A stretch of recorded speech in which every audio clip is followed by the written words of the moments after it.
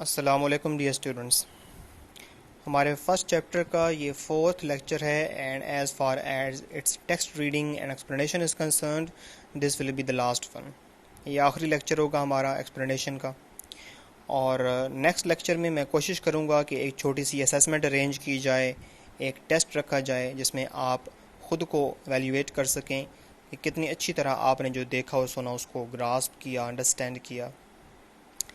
Last 2 paragraphs आपके सामने screen पे मौजूद हैं और ऑफ कोर्स ये कनेक्टेड हैं उससे जो कि हम कल पढ़ रहे थे। कल हमने क्या पढ़ा? बेसिकली लाइफ के बारे में पढ़ा हमने कि ज़िंदगी ज़मीन पर कब, कैसे, क्यों वजूद में आई, इसका अंदाज़ा एक सर जेम्स जीन्स ने हमें दिया। उसके मुताबिक ज़िंदगी सिंपल ऑर्गेनिज्म से वजूद में आई, फिर कम्प्लेक्स होती चली गई, यूनिसेलुलर थी, एक खुली पर मुश्तमिल ज़िंदगी कसीर खुलवी जानदारों की शक्ल में सामने आई, यूनिसेलुलर से मल्टी सेलुलर ज़िंदगी हुई, सिंपल से कम्प्लेक्स हुई और आखिरकार ह्यूमन बीइंग्स होमोसेपियंस हमारे सामने the most complicated organism we can say on this planet. उसके बाद उसने ये बात की कि जब हम कायनात के बारे में सोचते हैं तो हमारे जहन में एक खौफ बैठ जाता है, इसकी वसअतों का खौफ, अपनी तन्हाई का खौफ, ज़मीन के छोटेपन का खौफ और वक्त के लामहदूद होने का खौफ। हमसे पहले अरबों साल से कायनात चल रही थी, हमारे बाद भी चलती रहेगी। हम उसमें एक इंतहाई छोटा सा डॉट हैं, पूरी हिस्ट्री मिलाकर एक डॉट है। हमारे इर्द गिर्द बेपनाह वसअतें हैं खला की, उन्होंने हमें घेर रखा है। अपने इस मुहासरे का खौफ, ज़मीन कितनी छोटी है, अपने सोलर सिस्टम में इसकी कोई वैल्यू नहीं, इस सिस्टम से बाहर निकलकर इसका वजूद भी बाकी न रहे शायद, इसका खौफ और अपनी तन्हाई का खौफ कि हमारे इर्द गिर्द जितने भी सैयारे बिखरे हुए हैं, कहीं भी ज़िंदगी का वजूद मुमकिन नहीं, ज़िंदगी का वजूद अभी तक दरियाफ़्त नहीं किया गया। ये सारे खौफ और फिर उसके बाद ज़िंदगी के बारे में मज़ीद हमें बताता है कि ऐसा लगता है कि जिस प्लानिंग के तहत ये कायनात बनी उस प्लानिंग में ज़िंदगी का कोई हिस्सा नहीं था, ये बाय चांस एक जगह वजूद में आई, फूट पड़ी और फिर फैलती चली गई, इसका इर्तिका होता चला गया। अब देखते हैं मज़ीद ये हमें क्या बताना चाहता है। The stars themselves are far too hot for this किस चीज़ के बारे में ये कह रहा है कि इस काम के लिए सितारे ज़्यादा गर्म हैं, इंतहाई ज़्यादा गर्म हैं। ज़िंदगी के बारे में बात कर रहा है। अभी मैंने आपको बताया ज़िंदगी की बात चल रही है, लाइफ की बात चल रही है। तो ज़िंदगी के वजूद में आने के लिए सितारों पर माहौल इंतहाई नासाजगार है। वहाँ पे ज़िंदगी इसलिए वजूद में नहीं आ सकती कि टेम्परेचर बहुत ज़्यादा है। We may think of them as collection of fires. सितारों का तसव्वुर अगर हम करें तो यूं कि वो आग के गोले हैं। We think of them, stars के बारे में हम कैसे सोच सकते हैं? As a collection of fires, आग के गोले हैं। Collection, group you can say, scattered, बिखरे हुए, थ्रू स्पेस, खला में। ठीक है, आग के गोले किसी ने बखेर दिए हैं खला में। हमें जो रात को डॉट्स नज़र आते हैं, खूबसूरत मंजर लगता है, लेकिन करीब जाकर स्टार्स का टेम्परेचर अनबियरेबली हॉट होता है। मैंने कल बताया था कि सूरज की सरफेस का टेम्परेचर 5000 डिग्री सेंटीग्रेड और उसकी कोर का टेम्परेचर मिलियंस ऑफ सेंटीग्रेड में है। तो सूरज से भी कहीं ज़्यादा गर्म स्टार्स कायनात के अंदर मौजूद हैं।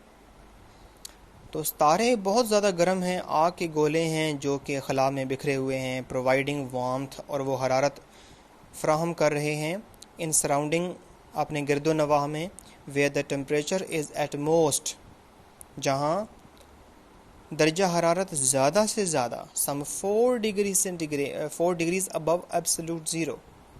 What is absolute zero? Absolute zero जो है हम कह सकते हैं कि ज़ीरो केल्विन है। बेसिकली हम 3 स्केल्स यूज़ करते हैं जनरली, सेल्सियस, केल्विन, फ़ारेनहाइट। ये 0 केल्विन की बात हो रही है, इसलिए इसको एब्सोल्यूट ज़ीरो बोलते हैं। तो ये इसको हम कह सकते हैं 0 केल्विन, या फिर इसको हम ये कह सकते हैं कि it is -273.15 degree centigrade, and it is said that it is not achievable, it is just an ideal temperature. Ideal से मुराद ये कि ये सिर्फ आइडिया में एग्जिस्ट करता है, इमेजिनरी है, मुमकिन नहीं है कि इतना टेम्परेचर हो जाए लो, इसलिए इसको एब्सोल्यूट ज़ीरो भी बोलते हैं। मज़ीद जो है ना वो definitely I do not have that much information regarding science, ये जनरल सी बात आपको मैं बता रहा हूँ कि 0 kelvin -273.15 degree centigrade Celsius scale पे। और केल्विन जो है आपने देखा होगा कि फ़ारेनहाइट जो है जब भी लिखते हैं इस तरह सेंटीग्रेड में, ये आपको डिग्री का निशान मैंने लिख के दिया, फ़ारेनहाइट पर भी ये मौजूद होता है, केल्विन पे ये मौजूद नहीं होता, केल्विन पे हम डिग्री का निशान नहीं डालते। तो इसके क्या रीज़न है ये भी, अब आप अगर आप क्यूरियस हैं तो सर्च करें ज़रा नेट पे इसकी क्या रीज़न हो सकती है। ओके, एब्सोल्यूट ज़ीरो की बात हो रही थी कि स्टार्स का अपना टेम्परेचर बहुत ज़्यादा है, लेकिन स्पेस का टेम्परेचर बहुत कम है।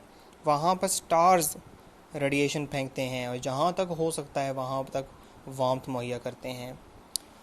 तो कितना टेम्परेचर ये यहाँ पे 484, ये फ़ारेनहाइट पे बता रहा है, 484 degrees of Frost on the Fahrenheit scale. तो ये 484 डिग्री फ़ारेनहाइट टेम्परेचर जो है ना वो स्पेस में जनरली होता है। In the immense stretches of space beyond the Milky way, immense पहले भी 2-3 बार इस्तेमाल हो चुका है, और इसके सिनोनिम्स जो जनरल हम साथ इसके नरेट करते हैं वो हैं huge, gigantic, norms, very large.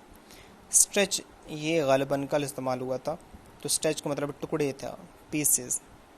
Expenses भी हो सकता है यहाँ पर। Space beyond the Milky Way, Milky Way मैं आपको बता चुका हूँ ये वो गैलेक्सी है जिसमें हमारा सोलर सिस्टम मौजूद है। इट इज़ कोल्डर स्टिल, अगर आप मिल्की वे से दूर हट जाएं तो फिर वहाँ पर आपको काफ़ी ऐसा स्पेस मिलेगा जहाँ पर आपको कोई स्टार ही नहीं मिलेगा। तो जब कोई स्टार नहीं होगा तो ऑटोमेटिकली वहाँ पर जो टेम्परेचर है वो और भी ज़्यादा लो होगा।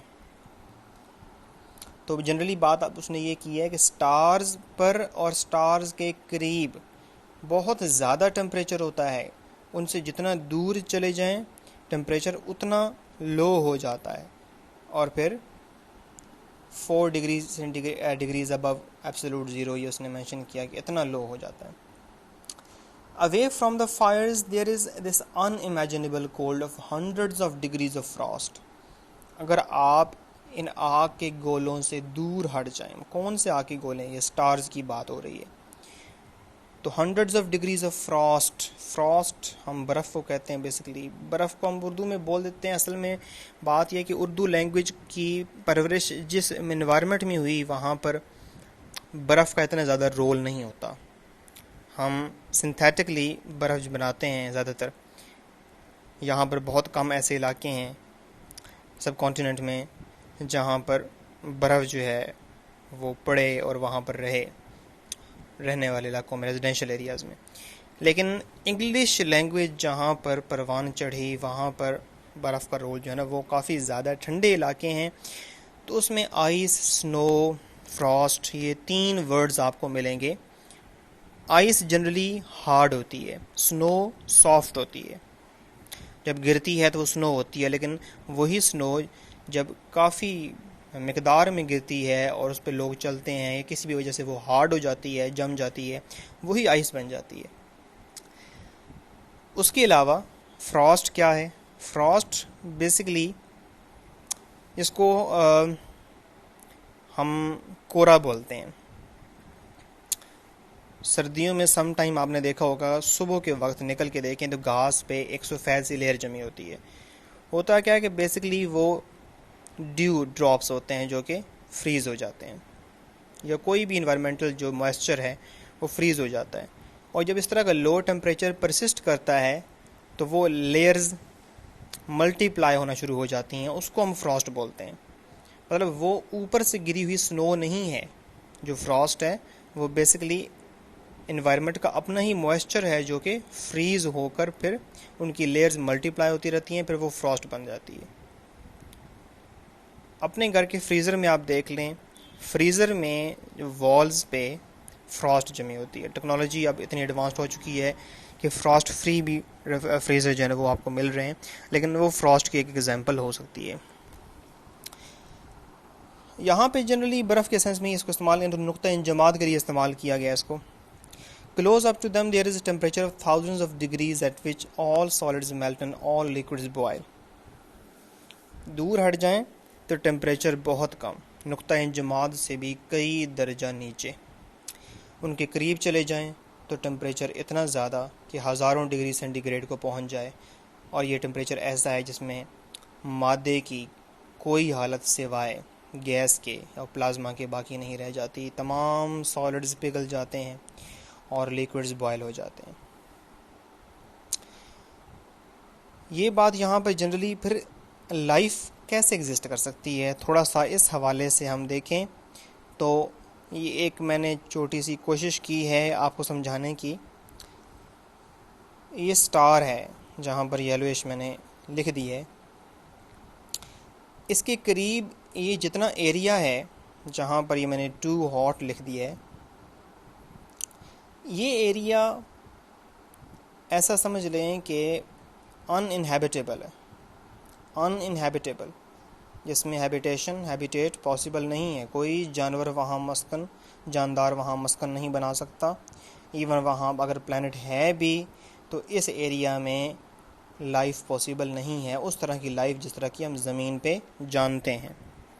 एक छोटा सा मैंने यहाँ पे एरिया बनाया है जिसमें जो लिखा है, अगर थोड़ा सा आप इसको पॉज करके देखें तो यहाँ से ये स्टार्ट होता है। मैंने ये लिखा है कि normal temperature suitable for life, neither too hot nor too cold. ये छोटा सा एरिया ही आप देख रहे हैं, जो दो ग्रीन सर्कल्स मैंने बनाए हैं क्लोजली, इनके दरमियान देखें कितना सा एरिया है, बिल्कुल थोड़ा सा एरिया है। इसके बाहर चले जाएं तो it is too cold, you can say too cold, आप देख रहे हैं यहाँ पे। तो बात ये है कि ये जो छोटा सा एरिया है ये एक बेल्ट है, आप देख रहे हैं। इसको नैरो बेल्ट का नाम वो देता है नेक्स्ट पैराग्राफ में जाकर। नैरो बेल्ट जो है वो एरिया है जो कि स्टार से ना ज़्यादा दूर है ना ज़्यादा करीब है। ज़्यादा करीब वाला इलाका भी अनइनहेबिटेबल है, ज़्यादा दूर इलाका भी अनइनहेबिटेबल है। एक मुनासिब फासले पर रहकर अगर कोई प्लैनेट मूव कर रहा है स्टार के इर्द गिर्द तो उस पर ज़िंदगी का वजूद मुमकिन हो सकता है। तो ये पैराग्राफ आपके सामने जो मौजूद है इसमें ये नैरो बेल्ट का इंट्रोडक्शन करवाता है। Life can exist only in a narrow belt surrounding, जो कि इर्द गिर्द होता है। Each of these fires at a certain distance, जो एक ख़ास फासले पे होता है। Where the temperature is neither too hot nor too cold, मैंने आपको यहाँ पे दिखाया, neither too hot nor too cold. तो यही बात इस पैराग्राफ में बात हो रही है। Narrow belt, each of these fires at a certain distance where the temperature is neither too hot nor too cold. ज़िंदगी एक ख़ास फासले पर रहकर सितारे के गिर्द मुमकिन है, ऐसे इलाके में जहाँ पे टेम्परेचर ना ज़्यादा हो ना ज़्यादा कम हो। Outside these belts life would be frozen.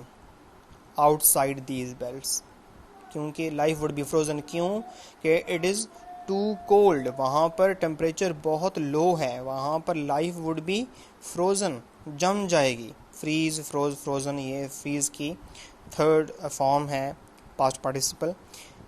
inside it would be burnt up, और अगर उस नैरो बेल्ट के आप इनर पार्ट पे आ जाएं, ये आप देख रहे हैं यहाँ पे too hot, it would be burnt up, जल जाएगी ज़िंदगी, मुमकिन नहीं है।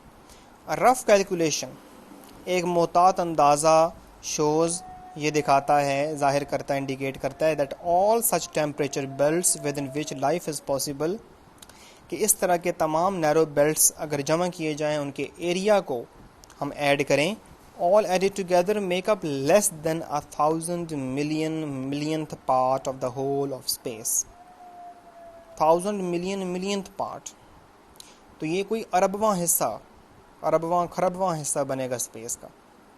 अगर हम कंपेयर करें तो टोटल एरिया कितना है स्पेस के अंदर, और उसके मुकाबले में वो एरिया कितना है जिसको हम यहाँ पे सूटेबल फॉर लाइफ गर्दानते हैं, ये एरिया उस एरिया के मुकाबले में ना होने के बराबर है।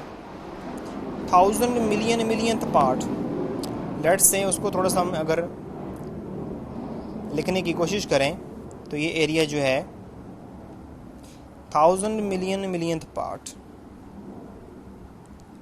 This is 1,000 million, then again million, 1,000 millionth part you can से। तो ये आप खुद ही अंदाज़ा लगा लें कि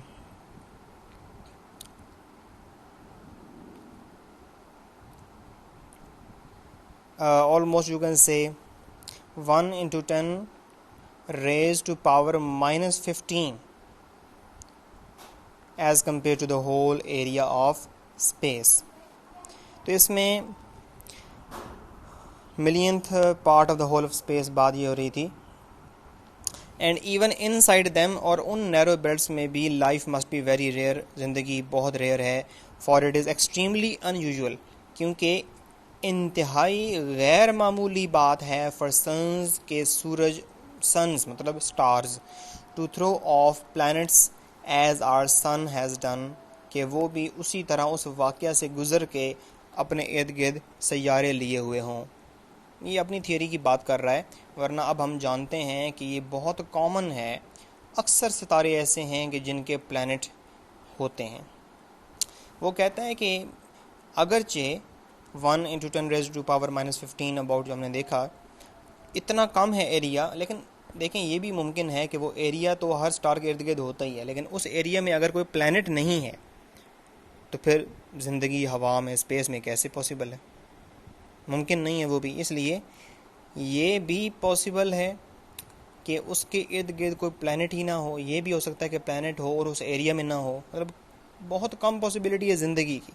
लेकिन फिर प्लैनेट खुद किस किस्म का है ये भी मैटर करता है। अगर गैसियस प्लैनेट है, इस तरह जुपिटर गैसियस प्लैनेट है, इस तरह यूरेनस है, नेपच्यून है, ये गैसियस प्लैनेट्स हैं, ये सॉलिड नहीं है, इन पर भी ज़िंदगी पॉसिबल नहीं है, क्योंकि अगर कोई लाइफ वहाँ पर पैदा होती है तो वो कैसे वहाँ पर एग्जिस्ट करेगी। प्रॉबली ओनली 1 स्टार इन 100,000, 1,00,000 में से एक सितारा, has a planet going round it at the right distance for life to be possible on it. 1,00,000 में से कोई एक सितारा ऐसा होता है कि जिसके इर्द गिर्द कोई सैयारा हो, और वो भी उस रीजन में जहाँ पर नैरो बेल्ट हमने डिस्क्राइब किया।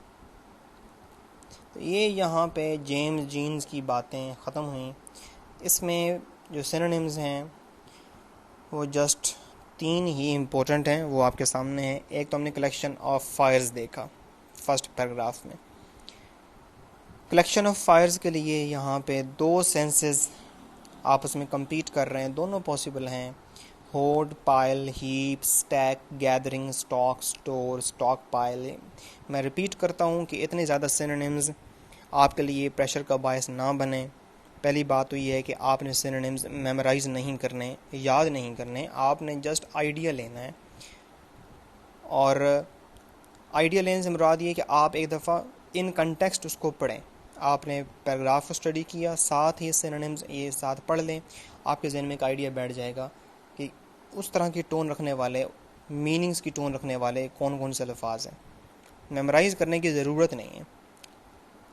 दूसरी बात ये कि ये सिनोनिम्स इतने ज़्यादा होने के बावजूद भी आपके लिए हेल्पफुल हो सकते हैं, क्योंकि आपने एक दफ़ा इनको देख लिया, आपके सामने ऑप्शन जब आते हैं पेपर में तो ज़रूर आपके माइंड में ये बात स्ट्राइक करेगी कि आपने कहीं वो देखा है उसको।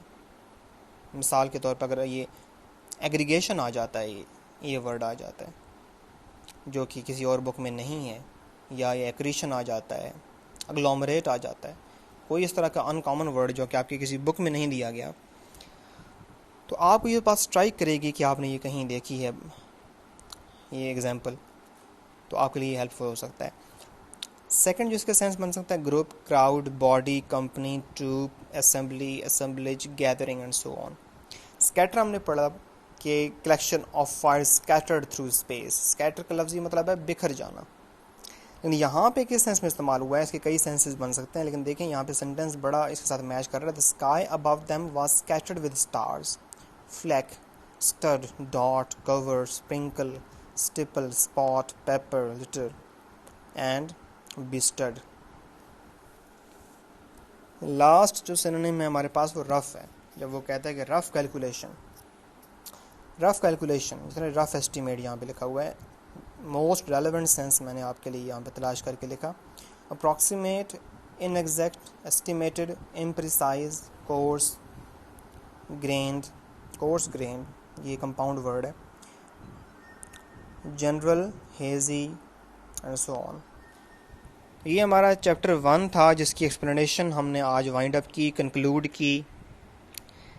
इसमें जो अहम बातें इस प्लेटफॉर्म से हो सकती थी, जो इन्फॉर्मेशन मैं ऐड कर सकता था इतने महदूद से वक्त में, वीडियो को तूल दिए बगैर, ये तवालत जो है वो बोरिंग हो सकती थी, इसलिए मैंने मोस्ट रेलेवेंट इन्फॉर्मेशन के साथ ऐड करके थोड़ा सा उसको इंटरेस्टिंग बनाने की कोशिश की है। जो इस वीडियो को व्यू करेंगे, इस लेक्चर को सुनेंगे, स्टूडेंट हों या टीचर हों, they are most welcome to share their views, whether they are critical or they are full of admiration, appreciation, whatever. You are all highly welcome to share your views, no matter what they are. Thank you so much. Allah Hafiz.